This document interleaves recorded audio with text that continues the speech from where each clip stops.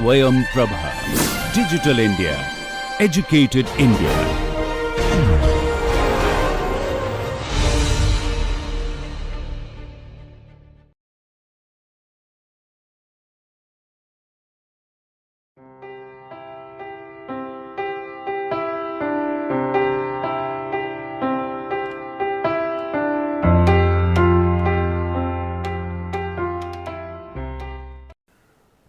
In our last lecture, we talked about underpinning of York Minster, that these cracks were visible and how there was an unequal settlement, differential settlement of this, and how it was restored back, and that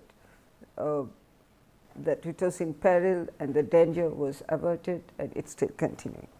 We'll talk about the other disaster which struck York Minster in 1984. We have seen that in history, that is a beautiful structure, what is happening today. Remember that there was a fire which happened in 1984. Now, when this fire happened, these all the churches, they have beautiful stained glass. York has beautiful stained glass, and during the Second World War, what happened, that it was realized that many of these stained glasses were in danger.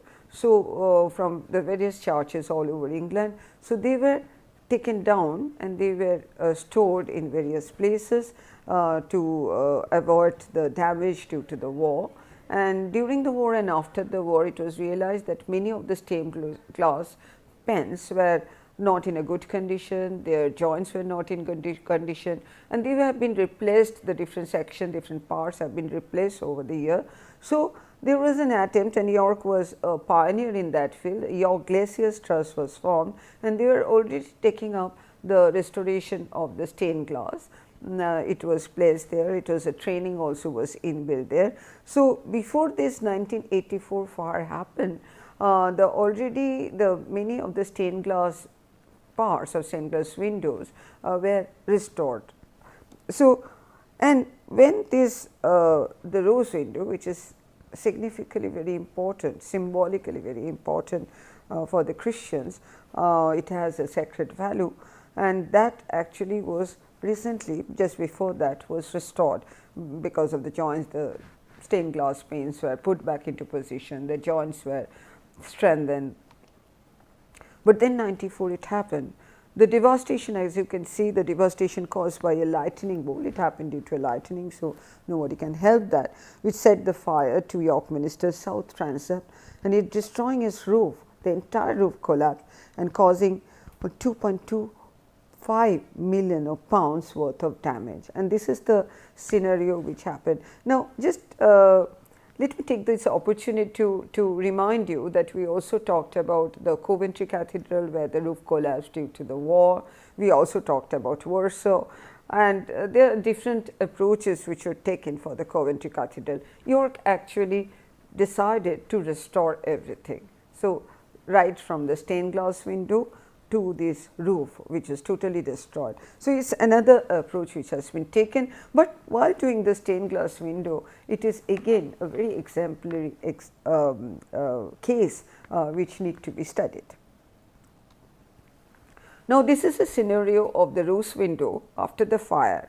In the fire, many of the soldered joints melted because of the high heat, but the lead didn't, because you remember that just before that the joints have been strengthened, they were trying to replace and they strengthened it. So, it was in quite a good condition. So, what happened that though the soldered joints melted, but the lead didn't. So, they were these glass panes were in place.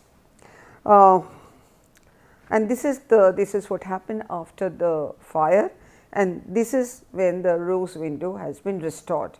Now, when we are talking about a restore, and we see that these glass panes have, the joints are still there, but the glass pane have sort of are in a very dangerous situation, what could have been done? The glass panes could have been made afresh, the rose window, the new stained glass could have come up, but something different happened here. But before we discuss that what has happened, what are the restoration measure was taken for this stained glass window, let us see what is this about and what is the importance of the stained glass window. This goes back to early 16th century in date. It was the symbol of the house of Tudor. These are generally made by fixing of glass into channel strips of lead, which are held together with the solder. As we have already discussed, the solder melted, but the lead were in place because of the very recent strengthening of that. In 2018, all the windows panels were removed from the cathedral's east front to allow for the conservation work. They replaced some of the broken parts or replaced the parts which were not in harmony, because as even in a glass, when it breaks, somebody tries to change that. So, if you see on a 15th centuries angel head, probably 12th centuries or 16th centuries head will be replaced. So, there was some sort of a anomaly which was there. So, during this conservation process, they were all taken care of, and this conservation was done in 2008. That is very recent. But before that, as I say, during the war, all the glass panes were taken down and the joints were restored. So, they were in quite a good condition when 1984 thing happened, and it is still continuing. So, this 2008, what I am talking about, this still the restoration or the conservation of glass panes were happening, and finally it was restored. But let us come back to the south transept story and the stained glass or the rose window and the damage which happened due to the fire. As we discussed, the window survived the fire because of the lead work. It was in sound condition because of the restoration between 1968 and 1970. The challenge in 1984 was the repair of the multi-cracked glass. As you can see, the team is carefully removing the rose window panels from that what we saw after the fire. So, what happened is that after the fire, in the close inspection, leader of that York Glacier Strat, Peter Gibson, Mr. Peter Gibson, when he went up and saw, he found that he is the Peter Gibson. He started working there when he was just very young, at the age of 16, as a part of the York Glacier Strat, and he was the person who really gave the leadership to this restoration of the stained glass window. So, according to him, what happened? I mean, we listened to him, and he has different write-ups and other when he sort of starts recollecting the incident that happened.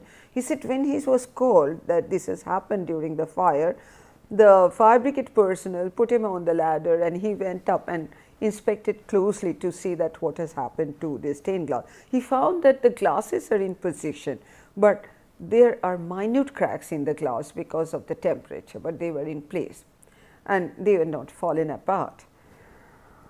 So, that was a decision that what to do about how to restore that rose window or the stained glass window.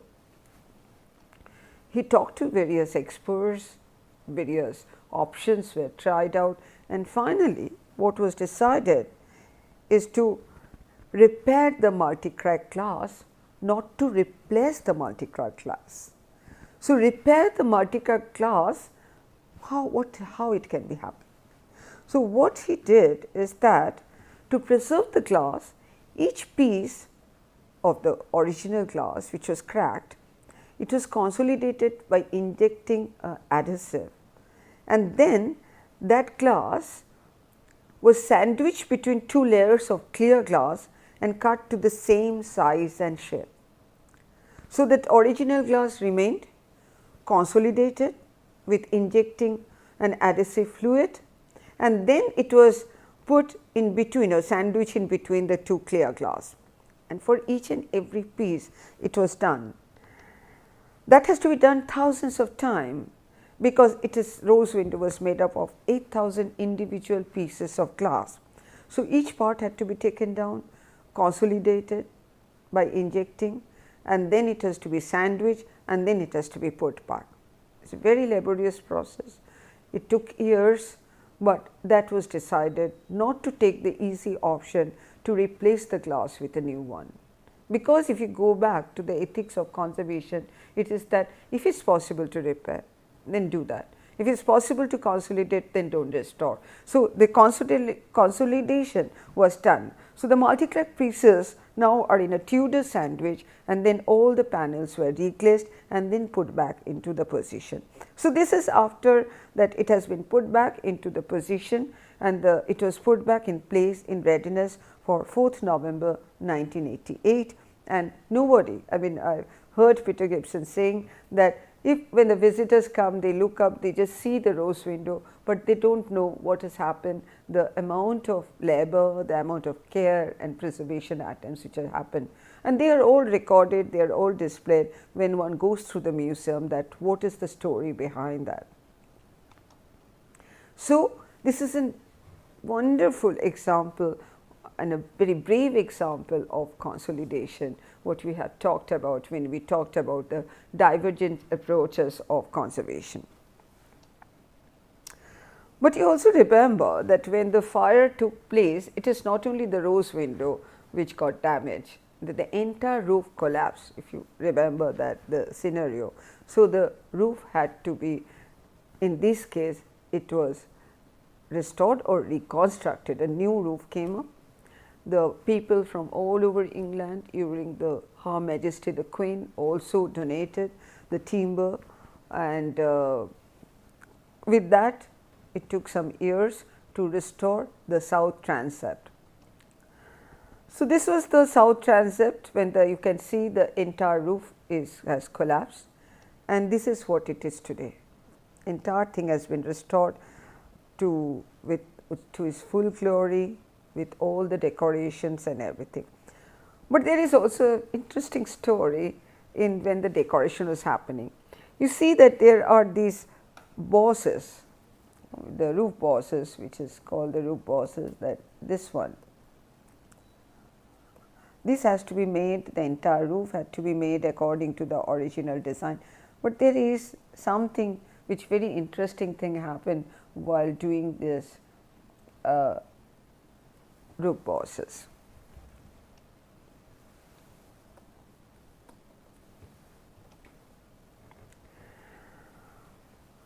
They wanted to include something new and to include the younger generation.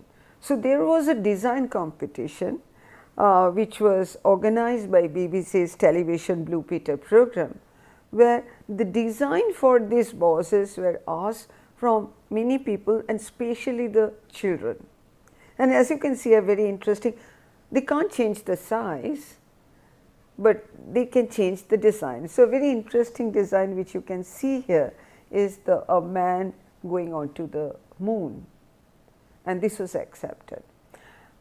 Why? Because from that, because it's a great height, you can't really make out the full design, the shape, size and the color and all these things matters, but one cannot make out. So, the purpose of that is to involve the future generation, involve the people, to incorporate their design. So, in that sense the design is not authentic, and it was a new design came up, but keeping the shape, size, the position and everything, and that is how that it sort of continues and go into the, and when these young children comes, they know that their design has been there, and they will feel that okay, that is my design. They will grow up, they will talk proudly to their grandchildren and children about that, how this design competition. This is what is conservation all about. It is involving the people, the future generation, the present generation, and so one can question that it is not authentic. But it does not matter, because the entire roof collapsed and it has to be restored. But in that process, some creative, innovative idea was there, that how to involve and how the past, present and the future continues. And that is why it is a fantastic example of the conservation, where the rose window, with a lot of difficulty, a lot of money, lot of patience and a lot of sort of a work, man hours was done to restore the rose window, the stained glass window, to sandwich the fragmented pieces, an example of consolidation where one could have taken a shortcut, nobody would have understood, but that is not the purpose of conservation. Here also the entire roof has been restored, everything anew has been done, because it is a cathedral which is in use. and it's very important as a religious place also.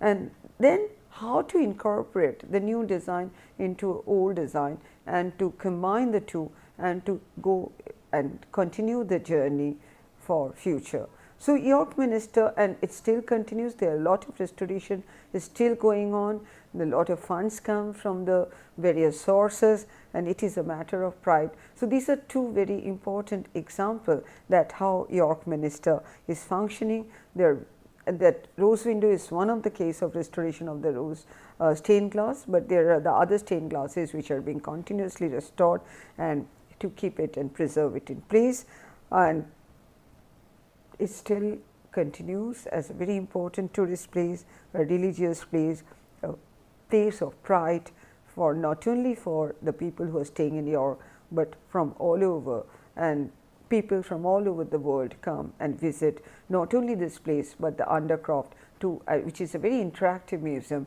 to understand what is the history in that, layers of history which is stored and which the York Minster goes on telling about that. And this is what is the also the role of a place. It has taken a new role apart from being just a sacred place, a cathedral, and this is the two very important instances of York Minster restoration. Thank you.